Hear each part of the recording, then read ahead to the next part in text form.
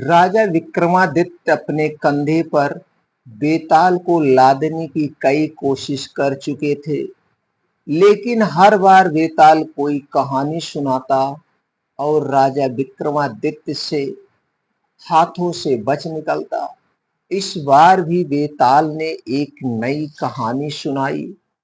बेताल कहता है, एक बार की बात है, अंग देश के एक गांव में एक ब्राह्मण अपनी पत्नी और 3 बेटे के साथ रहता था।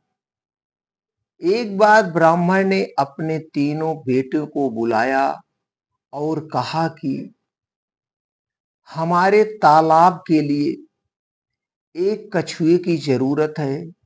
कल तुम तीनों समुद्र के पास जाकर वहां से कछुआ लाकर पकड़ कर ले आना। तीनों ने हाँ कर दी और दूसरे दिन तीनों माता पिता का आशीर्वाद लेकर समुद्र की ओर चल पड़े। वहां तीनों का एक बड़ा सा कछुआ दिखाई देता है। तीनों को एक बड़ा सा कछुआ दिखाई दिया, लेकिन तीनों में से कोई भी उसे उठाने के लिए तैयार नहीं हुआ। उनमें से सबसे बड़ा भाई बोला, मैं कछुए को नहीं उठाऊंगा, इससे बहुत गंदी बदबू आ रही है। दूसरे नंबर के भाई ने कहा, मैं भी इसे नहीं उठाऊंगा, मुझे भी इससे गंदी बदबू आ रही है। तीसरे नंबर के भाई की बारी आई तो उसने कहा, मैं भी इसे नहीं उठा सकता, मैं बहुत कोमल हूं। तीनों में झगड़ा शुरू हो गया और यह मामला राज दरबार तक पहुंच गया। राजा ने कहा, इस प्रकार का मामला मेरी जिंदगी में पहली बार आया है। इसका न्याय मैं कल सुबह सुनाऊंगा। आज आप हमारे यहाँ मेहमान हैं, इसलिए भोजन और आराम यहाँ पर ही कीजिए। सब लोग आराम से रहिए। यह बोलकर राजा ने तीनों को भोजन के लिए निमंत्रण दिया। सभी बड़े चाव से खाना खा रहे थे, लेकिन सबसे बड़े भाई ने नहीं खाया। राजा ने जब उससे पूछा तो उसने कहा, चावल में से शमशान में जले हुए मुर्दे की बदबू आ रही है। राजा ने इस बात का पता किया तो मालूम हुआ कि चावल किसी शमशान के पास के खेत से लाए गए हैं। यह देखकर राजा बहुत खुश हुआ। सभी लोग खाना खाकर शाम को संगीत सुनने के लिए बैठ गए। तब दूसरे नंबर के भाई ने राजा से निवेदन किया कि वो मृदंग बजाना चाहता है। राजा की आज्ञा से वो गायिका के पास जाकर जैसे ही बैठा तो तुरंत खड़ा होकर दूर बैठ गया। राजा ने खड़े होने का कारण पूछा तो दूसरे नंबर के भाई ने कहा, गायिका से बकरी के दूध की बदबू आ रही है और वह मुझे पसंद नहीं है। जब राजा ने इस बात का पता किया तो मालूम चला कि बचपन में गायिका को बकरी का दूध दिया जाता था। राजा एक बार फिर से खुश हुआ। इसके बाद सभी लोग सोने के लिए चले गए अपने अपने रूम में।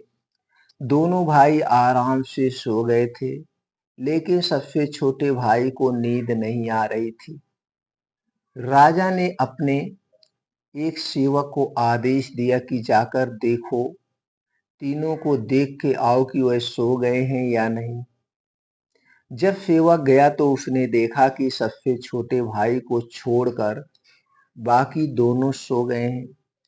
सेवक ने यह समाचार राजा को दिया और राजा इसका कारण जानने के लिए खुद वहां पहुंच गया जहां तीनों सो रहे थे।